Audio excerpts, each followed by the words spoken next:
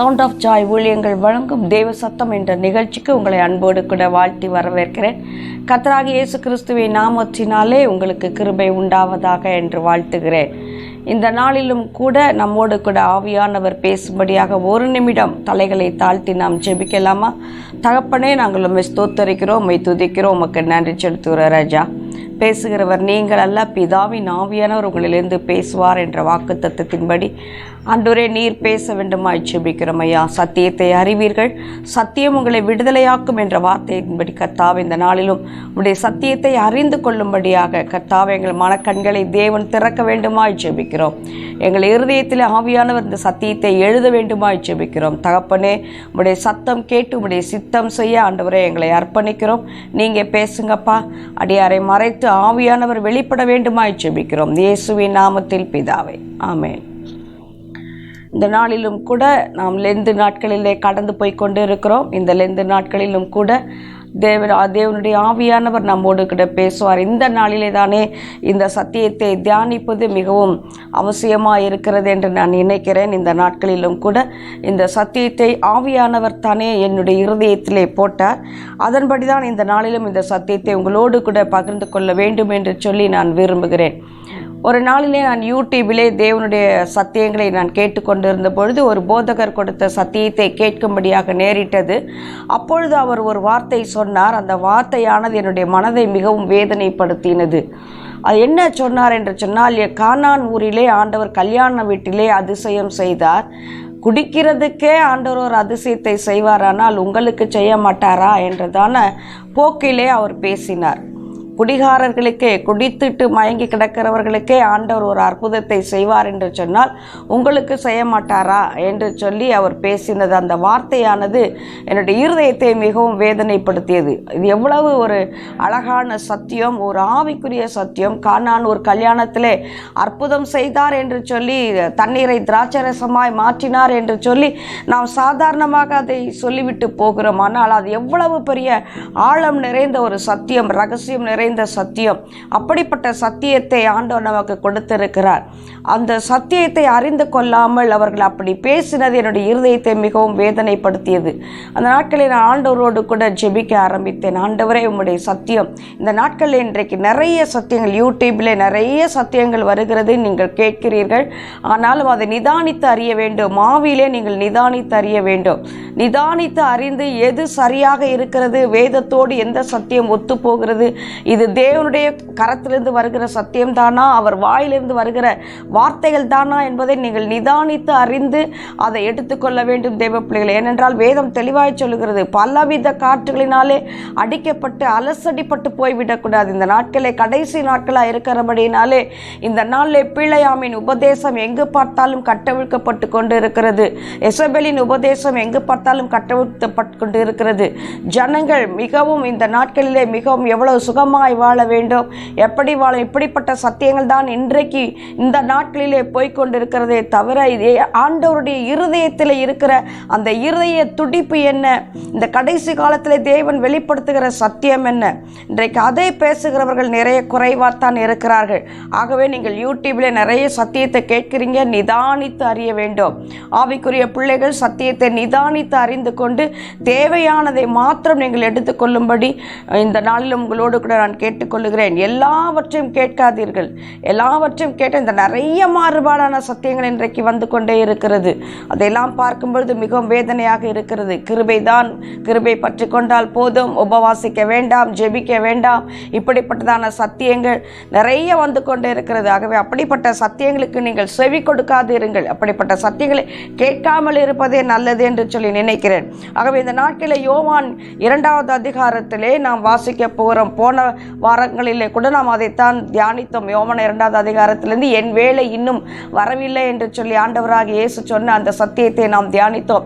இந்த நாளிலும் அதே அதிகாரத்திலே இருந்து ஏன் ஆண்டவர் முதல்லே கல்யாண வீட்டை தேவன் தெரிந்தெடுத்தார். முதல் அற்புதம் செய்வதற்கு யோவான் 2வது அதிகாரம் 11வது வசனம் சொல்லுகிறது, இயேசு கிறிஸ்து தாம் செய்த முதலாம் அற்புதத்தின் மூலமாக தேவனுடைய மகிமையை வெளிப்படுத்தினார் என்று அந்த வசனத்திலே வாசிக்க முடிகிறது. ஏன் ஆண்டவர் கல்யாண வீட்டை தெரிந்து கொண்டார்? முதலாக அற்புதம் செய்யும்படியாக ஏன் கல்யாண வீட்டை தேவன் தெரிந்து கொண்டார்? இரண்டாவதாக ஏன் முதலாக தேவன் தண்ணீரை ரசமாக மாற்ற வேண்டும்? ஏனென்றால் ஆண்டவர் செய்த அற்புதங்கள், உலகம் கொள்ளாத அற்புதங்கள் நிறைய ஆண்டவர் செய்திருக்கிறார். யோவான் கடைசி அதிகாரத்தில் கடைசி வசனம் வாசித்து பார்ப்பீர்கள் என்று சொன்னால், அவர் செய்த அற்புதங்கள் உலகம் கொள்ளக்கூடாத அற்புதங்களாக இருக்கிறது என்று சொல்லி வேதம் சொல்லுகிறது. அப்படி இருக்கும் பொழுது ஏன் ஆண்டவர் தண்ணீரை ரசமாக மாற்றினதை முதலாவது அதிசயமாக, அற்புதமாக ஆண்டவர் தெரிந்து கொண்டார் என்று நாம் பார்க்க போகிறோம். ஏன் கல்யாண வீட்டை தெரிந்து கொண்டார்? இரண்டாவதாக ஏன் தண்ணீரை தேவன் ரசமாக மாற்ற வேண்டும்? எத்தனையோ அற்புதங்கள் இருக்கிறது. குருடர்கள் பார்வையடைந்தார்கள், செவிடர்கள் கேட்டார்கள், முடவர்கள் நடந்தார்கள், ஊமையர்கள் பேசினார்கள், மரித்தோரை உயிரோடு கூட எழுப்பினார். எவ்வளவோ அற்புதங்களை ஆண்டவர் செய்து கொண்டே இருந்தார். தன்னிடத்தில் வந்த எல்லாரையும் ஆண்டவர் குணமாக்கினார், பிசாசின் பிடியிலிருந்து விடுதலையாக்கினார், குஷ்டரோகிகளை சுஸ்தமாக்கினார். எத்தனையோ அற்புதங்கள் இருக்கும் பொழுது எதற்காக தேவன் தண்ணீரை திராட்சரசமாக மாற்றின அற்புதத்தை முதலாவது அற்புதமாக தேவன் செய்தார் என்று சொல்லி நாம் இந்த நாட்களில் நாம் தியானிக்க போகிறோம். ஏன் முதலாவது கல்யாண வீட்டை ஏன் ஆண்டவர் தெரிந்தெடுத்தார்? தேவனுடைய பிள்ளைகளே, எதற்காக ஒரு திருமண வீட்டிற்கு இயேசு வந்தார்? திருமண வீட்டிற்கு வந்தது மாத்திரமல்ல, அங்கு ஒரு அற்புதம் செய்கிறார், தண்ணீரை ரசமாக மாற்றுகிறார். எதற்காக ஆண்டவர் திருமண வீட்டிற்கு வந்தார்? தேவனுடைய பிள்ளைகளே, திருமண வீடு தான் ஒரு குடும்பம் உருவாகுகிற ஒரு இடம். தேவ பிள்ளைகளே, திருமண வீடு என்பது ஒரு குடும்பத்தை கர்த்தர் அங்கு உருவாக்குகிறார். ஏதேன் தோட்டத்திலே தேவன் ஒரு குடும்பத்தை உருவாக்கினார். ஆதாம் ஏவாளை தேவன் உருவாக்கினார். ஒரு குடும்பத்தை கர்த்தர் அங்கு உருவாக்குகிற ஒரு காட்சியை வேதத்திலே வாசிக்க முடிகிறது. ஆதியாகமம் 2வது அதிகாரம் 22வது வசனம் வாசித்து பாருங்கள். தேவனாகிய கர்த்தர் தாம் மனுஷனில் எடுத்த விலா எலும்பை மனுஷியாக உருவாக்கி அவனை மனுஷனிடத்தில் கொண்டு வந்தார். ஆதாமை முதலாவது உருவாக்கினார். மண்ணினாலே உருவாக்கி அவனுடைய நாசிலே ஜீவ சுவாசத்தை ஊதினார். அவர் ஜீவ ஆத்மாவானான். அதன் பின்பு ஆதாமுக்கு அயர்ந்த நித்திரையை வரப்பண்ணி அவனுடைய விலா எலும்பை எடுத்து அங்கு தேவன் ஏவாளை உருவாக்குகிறார், மனுஷியை உருவாக்குகிறார். ஆதியாகமம் 2:23, அப்பொழுது ஆதாம், இவள் என் எலும்பின் எலும்பும் என் மாம்சத்தில் மாம்சமாய் இருக்கிறாள், இவள் மனுஷனில் எடுக்கப்பட்டபடினால் மனுஷி எனப்படுவாள் என்றார். 24, அவர்கள் ஒரே மாம்சமாய் இருப்பார்கள் என்று சொல்லி ஆண்டவர் சொல்லுகிறார். ஏதேன் தோட்டத்திலே தேவன் ஒரு குடும்பத்தை உருவாக்குகிறார். எதற்காக உருவாக்கினார்? தன்னோடு கூட உறவு கொள்ளும்படியாக. தேவன் தனக்காக ஒரு குடும்பத்தை அங்கு உருவாக்குகிறார். தன்னோடு உறவாட, தன்னோடு கூட உறவாடும்படியாக, ஒரு ஐக்கியத்தை உண்டாக்கும்படியாக தேவன் தன்னுடைய சாயலிலே, தன்னுடைய ரூபத்திலே குமாரனை கர்த்தர் உருவாக்குகிறார். சன் ஆஃப் காட் என்று வேதம் சொல்லுகிறது. ஆதாமை அப்படித்தான் தேவன் உருவாக்கினார். தனக்காக ஒரு குடும்பத்தை தேவன் உருவாக்கினார். ஆனால் என்ன நடந்தது? அந்த காரியங்கள் நமக்கு எல்லாம் தெரியும். அழகா ஏதேன் தோட்டத்திலே தேவன் ஒரு குடும்பத்தை உருவாக்கினார். ஆனால் அவர்கள் பாவம் செய்தது நிமித்தம் இப்பொழுது அந்த தேவனுடைய குடும்பத்திலிருந்து அவர்கள் பிரிக்கப்பட்டார்கள் என்று நாம் பார்க்கிறோம். அவர்கள் எப்பொழுது பாவம் செய்தார்களோ அப்பொழுதே தேவ மகிமை அவர்கள் இழந்து போனார்கள். தேவனோடு கூட உள்ள உறவை அவர்கள் இழந்து போனார்கள். இழந்து போனது மாத்திரமல்ல, அந்த குடும்பம் அங்கே பிரிக்கப்படுகிறது. தேவனுடைய குடும்பம் இப்பொழுது தேவனிடத்திலிருந்து பிரிக்கப்படுகிறதை நாம் பார்க்கிறோம். இந்த குடும்பத்தை ஒன்று சேர்க்கும்படியாகத்தான், சபையாகிய மணவாட்டியை தேவனோடு கூட இணைத்து வைக்கும்படியாகத்தான் இயேசு கிறிஸ்து தன்னையே பலியாக்கி தன்னுடைய இரத்தத்தின் மூலம் தேவனோடு கூட நம்மை மறுபடியும் ஒப்புரவாக்குகிறதான ஒரு காரியத்தை நாம் வாசிக்க முடிகிறது. ஏதேன் தோட்டத்திலே தேவனோடு கூட உள்ள உறவை அந்த குடும்பம் இழந்து போனது. ஆதாமும் ஏவாளும் என்ற அந்த குடும்பம், தேவனோடு கூட இணைக்கப்பட்டிருந்த அந்த குடும்பம் இப்பொழுது பிரிக்கப்பட்டது. தேவனோடு கூட உள்ள உறவை இழந்து போனது, பிரிக்கப்பட்டு போனது.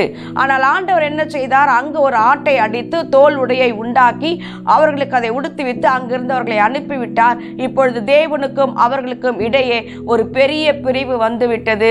மணவாட்டியாகிய சபை, குடும்பம் என்று சொன்னால் என்ன? சபை. குடும்பங்களின் குடும்பம் தான் சபை. சபை என்பது ஒரு குடும்பம். இப்பொழுது அந்த குடும்பத்தை தேவன் அங்கு இழந்து போனார். மறுபடியும் அந்த சபையாகிய மணவாட்டியை தேவனோடு கூட உறவு கொள்ளும்படியாக, தேவனோடு கூட இணைக்கும்படியாக பிந்தின ஆதாமாகிய இயேசு கிறிஸ்து தம்மை தாமே அதற்காக ஒப்பு கொடுத்து மறுபடியும் அந்த குடும்பமாகிய சபையை தேவனோடு கூட ஒப்புரவாக்கும்படியாக ஆண்டவராகிய இயேசு கிறிஸ்து இந்த உலகத்திற்கே வந்தார். எபேசியர் 5வது அதிகாரம் 23வது வசனம் இப்படியாக சொல்லுகிறது. கிறிஸ்து சபைக்கு தலையாய் இருக்கிறது போல புருஷனும் மனைவிக்கு தலையாக இருக்கிறார், அவரே சரீரத்துக்கும் இரட்சகராக இருக்கிறார் என்று சொல்லி வேதம் சொல்லுகிறது. அழகாய் ஆண்டவர் அங்கு சொல்லுகிறார், கிறிஸ்து சபைக்கு தலையாய் இருக்கிறார். இப்போ ஏதேன் தோட்டத்தில் இருந்து தேவன் இல்லாமல் துரத்தப்பட்ட அந்த குடும்பம் இப்பொழுது ஆண்டவராக இயேசு கிறிஸ்துவினாலே ரட்சிக்கப்பட்டு பிந்தின ஆதாமாகி அவரோடு கூட மணவாட்டியான சபை இணைக்கப்படுகிறது. இப்பொழுது அந்த சபைக்கு கிறிஸ்துவே தலையாக மாறுகிறார். ஹல்லேலூயா சொல்லுவோமா? அவர் தலையாக மாறினது மாத்திரமல்ல, தேவனோடு கூட மறுபடியும் உறவு புதுப்பிக்கப்படுகிறது. சபையாகிய மணவாட்டி கிறிஸ்துவனுடைய சரீரமாக மாறுகிறாள். அதற்கு அந்த சரீரத்திற்கு ஆண்டவரே இரட்சகராக இருக்கிறார் என்று சொல்லி வேதம் தெளிவாக சொல்லுகிறது. இதைத்தான் பவுல் சொல்லுகிறார் எபேசியர் 5:32, இந்த ரகசியம் பெரியது, நான் கிறிஸ்துவை பற்றியும் சபையை பற்றியும் சொல்லுகிறேன் என்று சொல்லி எபேசியர் 5வது அதிகாரத்தை நீங்கள் வாசிப்பீர்கள் என்று சொன்னால், மனைவி கீழ்ப்படிய வேண்டும், புருஷன் அன்பு செலுத்த வேண்டும். எப்படி ஆண்டவராக இயேசு கிறிஸ்து சபைக்காக தன் ஜீவனையை கொடுத்து காப்பாற்றினதை போல கணவன் காப்பாற்ற வேண்டும் என்றெல்லாம் மனைவி கணவனை குறித்து அங்கு சொல்லிக்கொண்டே வருகிறவர் கடைசியிலே சபையை கொண்டு வந்து சொல்லி இது இந்த ரகசியம் பெரியது என்று சொல்லி பவுல் முடித்திருப்பார். தேவ பிள்ளைகளே, இதனுடைய காரியம் இதுதான். எப்பொழுது ஆதாமும் ஏவாளும் அந்த குடும்பம் தேவனை விட்டு பிரிக்கப்பட்டதோ அதற்காகவே மறுபடியும் அந்த குடும்பத்தை தேவனோடு கூட இணைக்கும்படியாகவே ஆண்டவராக இயேசு கிறிஸ்து ஒரு கல்யாண வீட்டை ஆண்டவர் தெரிந்து கொண்டார். அந்த வீட்டிலே தேவன் அற்புதத்தை செய்யும்படியாக கல்யாண வீட்டிற்கு ஆண்டவர் கடந்து போனார்.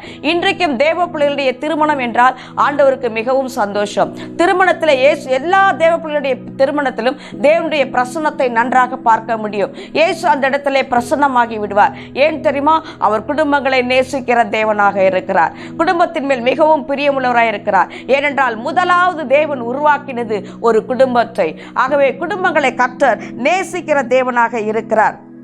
எபேசியர் 5:32 இதனால்தான் பவுல் சொல்லுகிறார், இந்த குடும்பத்தை குறித்த காரியம், இந்த சபையை குறித்த காரியம், கிறிஸ்துவனுடைய சபையை குறித்த காரியம் இது ரகசியம் என்று சொல்லி ஆண்டவர் சொல்லுகிறார். சபை மணவாட்டி, சபைக்கு தலை கிறிஸ்து, மணவாட்டி சரீரம். தலையும் சரீரமும் இணைந்ததுதான் மணவாட்டியாகிய சபை.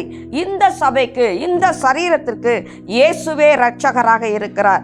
அது 5:29 எபேசியர் 5:29 வாசித்து பாருங்கள். கர்த்தரே சபை போஷித்து காப்பாற்றுகிறார். ஒரு குடும்பத்தை, தேவ பிள்ளைகளுடைய குடும்பத்தை, ஒரு சபையை தேவனே கர்த்தரே அதை என்ன செய்கிறாராம்? போஷித்து காப்பாற்றுகிற ஒரு தேவனாக இருக்கிறார். ஆகவே கவலைப்படாதிருங்கள் தேவ பிள்ளைகளே. இந்த நாளிலும் கூட கர்த்தர் உங்களை தெரிந்து கொண்டார். கர்த்தருடைய குடும்பமாக, கர்த்தருடைய சபையாக, அவருடைய மணவாட்டியாக நீங்கள் தெரிந்து கொள்ளப்பட்டவர்களாக இருக்கிறபடினாலே கலங்காதிருங்கள். கர்த்தர் குடும்பங்களை நேசிக்கிற தேவனாக இருக்கிறார். சபையை அவர் நேசிக்கிறார். சபையை போஷித்து காப்பாற்றுகிறார். ஆகவே நீங்கள் கலங்காதிருங்கள். அதே சமயம் 5:30 சொல்லுகிறது பாருங்கள். எபேசியர் 5:30, சபை அவருடைய சரீரத்தின் அவயங்களாயும் அவருடைய மாம்சத்திற்கும் அவருடைய எலும்புக்கும் உரியவராயும் இருக்கிறோம். இப்பொழுது ஆதியாகமம் 2:23 நாம் வாசித்தோம். என்ன வாசித்தோம்? அங்கு ஆதாம் சொல்லுகிறான், என் எலும்பின் எலும்பும் என் மாம்சத்தின் மாம்சமாய் இருக்கிறாள், இவள் மனுஷனில் எடுக்கப்பட்டபடினால் மனுஷி எனப்படுவாள் என்று சொல்லி ஆதாம் சொல்லுகிறார். அதையே தான் இங்கு பவுல் சொல்லுகிறார். எபேசியர் 5:30 பவுல் சொல்லுகிறார், சபை அவருடைய சரீரத்தின் அவயமாயும் அவருடைய மாம்சத்துக்குரியதாயும் அவருடைய எலும்புகளுக்கு உரியவர்களாயும் இருக்கிறோம். தேவ பிள்ளைகளை பார்த்தீர்களா? இந்த ரகசியம் எவ்வளவு அழகாக பவுல் இங்கு விளக்குகிறார் என்று சொல்லி. ஏதேன் தோட்டத்திலே குடும்பத்தை உண்டாக்கின தேவன், ஆதாம் ஏவாளை உண்டாக்கின தேவன், இப்பொழுது ஏவாள் ஆதாமுக்கு மாம்சத்தின் மாம்சமாயும் எலும்பின் எலும்பாயும் அவருடைய சரீரமாயும் இங்கு ஏவாள் இருக்கிறார். அதே இப்பொழுது சபையாகிய மணவாட்டி கிறிஸ்து இப்பொழுது தலையாக இருக்கிறார். கிறிஸ்து அதற்கு இரட்சகராக இருக்கிறார். கிறிஸ்து அதை போஷித்து காப்பாற்றுகிறார். கிறிஸ்து அது மாத்திரமல்ல, இப்பொழுது அவர் சொல்லுகிறார், நாம் எப்படி இருக்கிறோம்? ஆண்டவருடைய சரீரமாயும் அவருடைய மாம்சத்துக்கு உரியவர்களாயும் அவருடைய எலும்புக்கு உரியவர்களாயும் இருக்கிறோம். ஹல்லேலூயா சொல்லுவோமா? இந்த ரகசியம் பெரியது. இதைத்தான் பவுல் அங்கு ரகசியம் என்று சொல்லி வருகிறார். இதற்காகத்தான் இயேசு கிறிஸ்து எபேசியர் 5:27 வாசித்து பாருங்கள். கரை திரை முதலானவைகள் ஒன்று ஒன்றும் இல்லாமல் பரிசுத்தமும் பிழையற்றதுமான மகிமையுள்ள சபையாகிய அதை தனக்கு முன்பாக நிறுத்தி கொள்வதற்கும் தம்மை தாமே அதற்காக ஒப்பு கொடுத்தார். ஹல்லேலூயா. எப்படி பாவம் செய்து அந்த குடும்பம் தேவனை விட்டு இழந்ததோ, தேவனை விட்டு பிரிந்ததோ, இப்பொழுது கிறிஸ்து இயேசு அந்த பாவங்களை எல்லாவற்றையும் நீக்கி கரை திரை முதலானவைகள் ஒன்றுமில்லாமல் பரிசுத்ததும் பிழையற்றதுமான மகிமையுள்ள சபையாக அதை தமக்கு முன்பு நிறுத்தி கொள்வதற்கும் தம்மை தாமே ஒப்பு கொடுத்தார். அவ்வளவு மகிமையுள்ள ஒரு குடும்பமாக, மகிமையுள்ள சபையாகிய குடும்பமாக கர்த்தர் நம்மை தெரிந்து கொண்டது நிமித்தம் தான் கல்யாண வீட்டிலே முதல் தேவன் அற்புதம் செய்தார். ஹல்லேலூயா. ஏதேனிலே நடந்த முதல் கல்யாணம் தோல்வியிலே முடிந்தது. ஆனால் இங்கு சபையாகிய மணவாட்டியோடு கூட கிறிஸ்து தலையாய் இருந்து அவர் செய்கிறதான அந்த திருமணம் ஜெயத்திலே முடிகிறது. ஹல்லேலூயா. முந்தின ஆதாம் தோற்று போனான், பிந்தின ஆதாமாகிய இயேசு கிறிஸ்து எல்லாவற்றிலும் வெற்றி சிறந்தார். அது மாத்திரமல்ல, அவராலே நாம் முற்றுமுடிய ஜெயம் கொள்ளுகிறவர்களாய் இருக்கிறோம் என்று சொல்லி வேதம் நமக்கு சொல்லுகிறது. எந்த குடும்பம் முதலாவது தோற்று போனதோ அதே குடும்பத்தை ஜெயமாக மாற்றும்படியாக தான் கிறிஸ்து இப்பொழுது அந்த சபைக்கு தலையாக இருக்கிறார். முதல்ல அங்கு அப்படி அல்ல, ஏவாளுக்கு ஆதாம் தலையாக இருந்தார், தேவன் அவர்களோடு கூட இருந்தார். இப்பொழுது சபைக்கு கிறிஸ்துவே தலையாக மாறுகிறார். நான் உங்களுக்கு தலையா இருக்கிறேன், நீங்கள் என் சரீரமா இருக்கிறபடினாலே இப்பொழுது ஜெயத்தோடு கூட வாழும்படியாக ஒரு பெரிய கிருபை கர்த்தர் கொடுக்கிறார். அந்த நாட்களே பிசாசானவன் ஏதேன் தோட்டத்திலே நுழைந்து அந்த குடும்பத்தை வஞ்சித்து அந்த குடும்பத்தை தோல்விக்குள்ளே தள்ளி போட்டான். ஆனால் இங்கு ஆண்டவராகிய இயேசு கிறிஸ்து தம்மை தாமே அதற்காக ஒப்பு கொடுத்து இப்பொழுது ஆண்டவர் அவருடைய சரீரமாக, அவருடைய சபையாக, அவருடைய மணவாட்டியாக தேவன் நம்மை தெரிந்து கொள்ளுகிறபடினால்தான் தான் திருமண வீட்டுகளிலே இயேசு கிறிஸ்து அங்கு பிரசன்னமாகுகிறார். திருமணத்தை ஆண்டவர் மிகவும் நேசிக்கிறார். தேவ பிள்ளைகளுடைய குடும்பத்தை கர்த்தர் மிகவும் நேசிப்பதனுடைய மிகப்பெரிய காரியம் இப்படிப்பட்ட ரகசியம்தான் என்று சொல்லி பவுல் அந்த இடத்திலே வெளிப்படுத்துகிறார். இரண்டாவதாக நாம் பார்க்கிறோம், ஏன் தேவன் தண்ணீரை ரசமாக மாற்ற வேண்டும்?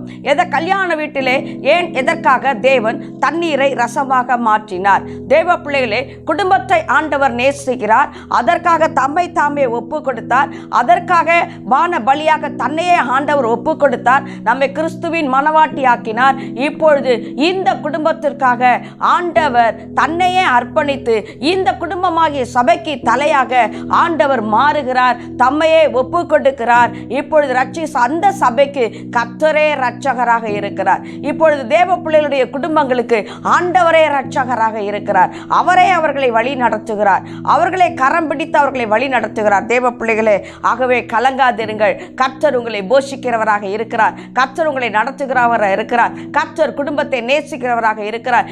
அன்றைக்கு எப்படி சாத்தானானவன் ஏதேன் தோட்டத்திலே நுழைந்து வஞ்சித்தானோ, இன்றைக்கும் அப்படி என்ன செய்கிறான்? சபைகளிலே பிரிவினை, ஊழியர்களுக்குள்ளே பிரிவினை, குடும்பங்களிலே பிரிவினை, சாத்தானுடைய வஞ்சனை, சாத்தானுடைய தந்திரங்கள், இவற்றை எல்லாவற்றையும் தேவ பிள்ளைகளே நீங்கள் அறிந்து கொள்ள வேண்டும். அதனால்தான் பவுல் சொல்லுகிறார், ஆவிக்குரியவன் எல்லாவற்றையும் நிதானித்து அறிகிறான். நிதானித்து அறிய வேண்டும். இந்த நாட்களில் நாம் என்ன செய்ய வேண்டும்? தேவ ராஜ்யத்தை கட்டும்படியாக, அப்படிப்பட்ட சபையாகிய மணவாட்டி ஆயத்தப்படும்படியாக எப்பொழுதும் தேவனோடு கூட உள்ள ஐக்கியத்திலே நாம் எப்பொழுதும் சரியா இருக்க வேண்டும். தேவனோடு கூட உள்ள உறவிலே நாம் சரியாக இருக்க வேண்டும். அந்த பிரிவினைக்கு நாம் இடம் கொடுக்க கூடாது. சாத்தானவன் பல குடும்பங்களிலே இன்றைக்கு அப்படித்தான் பிரிவினை உண்டாக்கி கொண்டிருக்கிறான். சபைகளிலே பிரிவினை உண்டாக்கி கொண்டிருக்கிறான், ஊழியர்களிலே பிரிவினைகளை உண்டாக்கி கொண்டிருக்கிறான். ஆகவே தேவனுடைய பிள்ளைகளே, இந்த கடைசி நாட்களிலே எச்சரிக்கையோடு கூட இருப்போம். ஏனென்றால் சாத்தானானவன் தனக்கு கொஞ்ச காலம் மாத்திரமே இருக்கிறது என்பதை அறிந்தவனாக இப்பொழுது அவன் கிரியை செய்து கொண்டிருக்கிறான். எங்கு பார்த்தாலும் பிரச்சனைகள் தான், போராட்டங்கள் தான், எங்கு பார்த்தாலும் சமாதானம் இல்லை. தேவ பிள்ளைகளுக்குள்ளே கூட சமாதானம் இல்லை. பிரிவினைகள், பிரச்சனைகள், போராட்டங்கள், இப்படிப்பட்ட காரியங்களை பார்க்க முடிகிறது. தேவ பிள்ளைகளே, இந்த நாட்களிலே மிகவும் எச்சரிக்கையோடு கூட இருக்க வேண்டும் என்று சொல்லி ஆவியானவர் நமக்கு சொல்லிக் கொடுக்கிறார். ஆண்டவராகிய இயேசுவினிடத்திலே எப்பொழுது நாம் இணைக்கப்பட்டவர்களாய் வேதம் தெளிவாய் சொல்லுகிறது. நாம் அவருடைய சரீரத்தின் அவயங்களாக இருக்கிறோம், அவருடைய மாம்சத்துக்கு உரியவர்களாய் இருக்கிறோம். அவருடைய எலும்புக்கு உரியவர்களாக இருக்கிறோம். நாம் அவருடைய மனவாட்டியாக இருக்கிறோம். வேதம் தெளிவாக எபேசியர் 5:27 சொல்லுகிறது, கரை திரையற்ற பரிசுத்த மனவாட்டியாக தமக்கு முன்பாக நிறுத்தி கொள்ளும்படிக்கு அந்த சபைக்கு தம்மை தாமே ஒப்பு கொடுத்தார் என்று வேதம் தெளிவாய் சொல்லுகிறது. ஆகவே தேவனுடைய பிள்ளைகளே, நமக்காக அவர் தம்மை ஒப்பு கொடுத்திருக்கிறபடினாலே நாமும் அப்படிப்பட்டவர்களாக அன்பிலே நிலைத்திருக்கிறவர்களாக நாம் இருப்போமாக. கிறிஸ்துவனுடைய சரீரமாய் நாம் இருப்போம் என்று சொன்னால் கிறிஸ்துவனுடைய சுபாவத்தை நாம் வெளிப்படுத்துகிறவர்களாய் இருக்க வேண்டும். கிறிஸ்துவுக்காக பாடு சகிக்கிறவர்களாய் இருக்க வேண்டும். 1 பேதுரு 4:1 சொல்லுகிறது, அவர் மாம்சத்திலே பாடுபட்டு இருக்கிறபடினாலே அப்படிப்பட்ட பாடுபட்ட சிந்தையை நாம் ஆயுதமாக தரித்துக் கொள்ள வேண்டும் என்று வேதம் சொல்லுகிறது. தேவனுடைய பிள்ளைகளை, நாம் அப்படிப்பட்ட ஆயுதத்தை நாம் தரித்துக் கொள்ள வேண்டும். சாத்தானுக்கு எதிர்த்து நிற்க வேண்டும். எபேசியர் 6:10 சொல்லுகிறது, கடைசியாக சகோதரர்களே, கர்த்தரிலும் கர்த்தருடைய சத்துவத்தின் வல்லமையிலும் நீங்கள் பலப்படுங்கள், பிசாசுடைய தந்திரங்களுக்கு எதிர்த்து நிற்கிறவர்களாய் சர்வாயுத வர்க்கத்தை நீங்கள் தரித்துக் கொள்ளுங்கள் என்று சொல்லி பவுல் புத்தி சொல்லுகிறார். எதற்காக தெரியுமா? சபையாகிய மனவாட்டி தன்னை காத்துக்கொள்ள வேண்டும். தேவனோடு கூட உள்ள ஐக்கியத்தை காத்துக்கொள்ள வேண்டும். குடும்பங்களிலே சத்ருவானவன் செய்கிற கிரியைகளை நாம் அறிந்து நாம் ஜெயிக்க வேண்டும். அந்தகார லோகாதிபதிகளை நாம் ஜெயிக்க வேண்டும். மாம்சத்தோடும் இரத்தத்தோடும் அல்ல நமக்கு போராட்டம், அந்தகார ஆவிகளோடு, லோகாதிபதிகளோடு, வானமண்டலத்தில் உள்ள பொல்லாத ஆவியின் சேனைகளோடு நமக்கு ஒரு யுத்தம் உண்டு என்பதை நாம் அறிந்து கொள்ள வேண்டும். நமக்கு எதிரி மனிதர்கள் அல்ல, கிரியை செய்கிற பிசாசானவனே நமக்கு எதிரியாக இருக்கிறான். ஏதேன் தோட்டத்திலே எப்படி தந்திரமாக நுழைந்து ஏவாளை வஞ்சிக்கும்படியாக சத்ருவானவன் கிரியை செய்தானோ, இன்றைக்கும் சபையாகிய மனவாட்டியை கெடுத்து போடும்படியாக, சபையாகிய மனவாட்டியை கிறிஸ்துவிலிருந்து பிரித்து போடும்படியாக, அன்றைக்கு எப்படி தேவனோடு கூட பிரிக்கும்படியாக கிரியை செய்தானோ, இன்றைக்கும் அப்படியே தான் பிசாசானவன் கிரியை செய்து கொண்டிருக்கிறான். சபையாகிய மனவாட்டியை தேவனோடு இருந்து பிரிக்கும்படியாக பிசாசானவன் கிரியை செய்து கொண்டிருக்கிறான். ஆகவே தேவனுடைய பிள்ளைகளே, நாம் எச்சரிக்கையோடு கூட இருக்க வேண்டும். ஆனால் தான் பவுல் சொல்லுகிறார், ஆவியிலே விழித்திருங்கள், எப்பொழுதும் ஜபத்திலே தரித்திருங்கள், எப்பொழுதும் வேண்டுதல் செய்து கொண்டே இருங்கள், ஜபத்திலே தரித்து கொண்டு இருங்கள். நான் பிலிப்பியர் 4:6 சொல்லுகிறது, நீங்கள் ஒன்றுக்கும் கவலைப்படாமல் எல்லாவற்றையும் ஜபத்தையும் ஸ்தோத்திரத்தோடு கூட தேவனுக்கு தெரியப்படுத்துங்கள். இப்படியெல்லாம் பவுல் சொல்ல என்ன காரணம்? சத்ருவை நாம் ஜெயிக்க வேண்டும், சாத்தானை ஜெயிக்க வேண்டும். நமக்கு ஒரே ஒரு எதிரி உண்டு, அவன் பிசாசானவன் மாத்திரமே. மற்ற யாரும் நமக்கு எதிரி அல்ல. மனுஷ ஜாதியான எவரும் நமக்கு எதிரி அல்ல. ஒரே ஒரு எதிரி நமக்கு பிசாசானவன் மாத்திரம்தான். அதனால் தான் பவுல் சொல்லுகிறார், எபிரேயர் 10:13 நினைக்கிறேன், அந்த இடத்துல அவர் சொல்லுகிறார், கிறிஸ்துவின் சன்னிதானத்திலே சாத்தான் நம்மை மோசம் போக்காதபடிக்கு நான் மன்னிக்கிறேன் என்று சொல்லி பவுல் சொல்லுகிறார். அப்படிப்பட்ட மன்னிக்கிற இருதயம் உள்ளவர்களாக நாம் இருக்க வேண்டும். ஏன்? ஒரே ஒரு காரணம், சபையாகிய மனவாட்டி தன்னை ஆயத்தம் செய்து கொள்ள வேண்டும். இதோ மணவாளன் சீக்கிரமாக வரப்போகிறார். அவருடைய வேலை நெருங்கி வந்து கொண்டே இருக்கிறது. அதற்குண்டான எல்லா அடையாளங்களும் நடந்து கொண்டே இருக்கிறது. தேவன் சொன்ன எல்லா காரியங்களும் நடந்து கொண்டே இருக்கிறது. கிறிஸ்துவாகிய மனவாட்டி இப்பொழுது எதிர்கொண்டு போக வேண்டியதான அந்த சமீபத்திலே, அந்த சமீபமான அந்த நிமிடத்திற்குள்ளாக நாம் நின்று கொண்டு இருக்கிறபடினாலே நாம் எச்சரிக்கையோடு கூட இருக்க வேண்டும். சாத்தானுடைய தந்திரங்களை நாம் அறிந்து கொள்ள வேண்டும். ஒரு காலம் நாம் தோற்று போவதற்கு இடம் கொடுக்கவே கூடாது. கிறிஸ்துவோடு கூட இணைக்கப்பட்டவர்களாக இருக்க வேண்டும். கிறிஸ்து நமக்கு தலையாக இருக்கிறார். தலையோடு கூட இணைக்கப்பட்ட ஒரு சரீரமாக நாம் இருப்போம் என்று சொன்னால், ஆண்டவருக்கு நமக்கும் அந்த அலைன்மெண்ட் சரியா இருக்கும் என்று சொன்னால், அந்த ஃப்ரீக்வன்சி சரியாக இருக்கும் என்று சொன்னால், தேவனுக்குள் நாம் நிலைத்திருப்போம். தேவன் தம்மை குறித்ததான காரியங்களை வெளிப்படுத்துவார். நாம் எப்பொழுதும் ஜெயிக்கிறவர்களாக இருக்க முடியும். தேவ பிள்ளைகளே, அப்படி நாம் இருக்கும் பொழுது சபையாகிய மனவாட்டி, அந்த மனவாட்டியாகிய சபை, அந்த குடும்பம் கிறிஸ்துவுக்குள்ளாக கட்டப்படும், கிறிஸ்துவுக்கு நேராக ஆயத்தமாகும். ஏதேனிலே தோற்று போன குடும்பம் இப்பொழுது கிறிஸ்து நம்மோடு கூட இணைக்கப்பட்டபடினாலே ஜெயமாக மாறுகிற காரியத்தை பார்க்கிறோம். அடுத்த வாரத்திலும் கூட ஏன் ஆண்டவர் அந்த கல்யாண வீட்டிலே தண்ணீரை திராட்சை ரசமாக மாற்றினார் என்று சொல்லி நாம் பார்க்க போகிறோம். அதற்கு முன்பாக தலைகளை தாழ்த்தி இந்த நாளிலும் குடும்பத்தை ஏன் ஆண்டவர் தெரிந்து கொண்டார் நாம் பார்த்தோம். ஏன் கல்யாண வீட்டை ஆண்டவர் தெரிந்து கொண்டார்? திருமணத்தை தேவன் ஆசீர்வதிக்கிறார். அதனால் தான் வேதத்திலே கூட நாங்கள் வாசிக்கும் போது பார்க்க முடிகிறது. சங்கீதம் அவர் சொல்லுகிறார், கர்த்தருக்கு பயப்படுகிற மனுஷனோ இவ்விதமாய் ஆசீர்வதிக்கப்பட்டு இருப்பான் என்று. ஆகவே கர்த்தருக்கு பயந்தவர்களாக நாம் வாழும்படி, தேவனோடு கூட இணைக்கப்பட்டவர்களாக நாம் வாழும்படி, தலையாகிய கிறிஸ்துவோடு கூட இணைக்கப்பட்டவர்களாக நாம் வாழும்படி நம்மை நாமே இன்றைக்கு அவருடைய கரத்திலே நம்மை ஒப்பு கொடுக்கலாமா? ஆண்டவரே, நாங்கள் உம்மை துதிக்கிறோம் ராஜா, உம்மை ஸ்தோத்தரிக்கிறோம் கர்த்தாவே, உமக்கு நன்றி செலுத்துகிறோம் அப்பா. முதல் கல்யாண வீட்டிலே நீர் அற்புதம் செய்யும்படி, ஒரு திருமணத்திற்கு ஏன் கடந்து வந்தீர் என்பதை கர்த்தாவே இந்த நாளிலே நாங்கள் அறிந்து கொள்ளும்படி ஆண்டவர் எங்களுக்கு செய்த உதவிக்காக ஆண்டவரே நாங்கள் உமக்கு நன்றி செலுத்துகிறோம் ராஜா. ஆண்டவரே, உமக்கு ஸ்தோத்திரம். ஏதேனிலே ஒரு குடும்பத்தை கர்த்தர் உண்டாக்கினீர், ஆனால் அந்த குடும்பம் தேவனோடு கூட நிலைத்திருக்க முடியவில்லை. ஆண்டவரே, அவர்கள் உம்மை இழந்து போனார்கள். சாத்தானுடைய தந்திரத்தினாலே, அவனுடைய வஞ்சனையினாலே வீழ்ந்தவர்களாக உம்முடைய உறவிலே இருந்து பிரிக்கப்பட்டார்கள். ஆனால் பிந்தின ஆதாமாகிய கிறிஸ்துவோ தம்மை தாமே ஒப்பு கொடுத்து ஆண்டவரே சபையாகிய மணவாட்டியை கரைதிரையற்ற பரிசுத்த மணவாட்டியாக உருவாக்கும்படியாக, குடும்பங்களை அப்படி கர்த்தர் உருவாக்கும்படியாக தகப்பனே, இன்றைக்கு கர்த்தர் ஆண்டவரே உம்முடைய சரீரத்தின் அவயங்களாயும், ஆண்டவரே உம்முடைய மாம்சத்துக்கு உரியவர்களாயும், உம்முடைய எலும்புக்கு உரியவர்களாயும் எங்களை தெரிந்து கொண்டீர். பிந்தின ஆதாமாகிய கிறிஸ்துவானவர் ஆண்டவரே சபைக்கு தலையாக, குடும்பங்களுக்கு தலையாக கர்த்தாவே நீர் இருக்கிறீர் ராஜா. உமக்கு நன்றி செலுத்துகிறோம். சாத்தானுடைய தந்திரங்களை நாங்கள் அறிந்தவர்களாக தகப்பனே உமக்கு ஸ்தோத்திரம் அப்பா. எல்லாவற்றிலும் நாங்கள் விழித்திருந்து சாத்தானை ஜெயித்து கர்த்தாவே உம்முடைய பிள்ளைகளாய் நாங்களும் ஜெயம் எடுக்க தேவ ஆவியானவர் உதவி செய்வீராக. குடும்பங்களை கர்த்தர் ஆசீர்வதிப்பீராக. குடும்பங்களை பிரிக்க நினைக்கிற சாத்தானுடைய கிரியைகள் இயேசு கிறிஸ்துவின் நாமத்தினாலே விழுந்து போவதாக. குடும்பத்தை வைத்து இருக்கிறதான தேவ சித்தம் நிறைவேறுவதாக. சபையை குறித்ததான தேவ சித்தம் நிறைவேறட்டும் ஆண்டவரே. சபைகளுக்குள்ளே கிரியை செய்கிறதான பிரிவினைகள் இயேசுவின் நாமத்தினாலே கடிந்து கொள்ளுகிறோம் அப்பா. இயேசுவின் நாமத்தில் இன்றைக்கு ஆவியானவர் வெளிப்படுவீராக. சபையிலே காணப்படுகிற பிரிவினின் ஆவியை இயேசுவின் நாமத்தினாலே சபித்து புறப்படுத்துகிறோம்.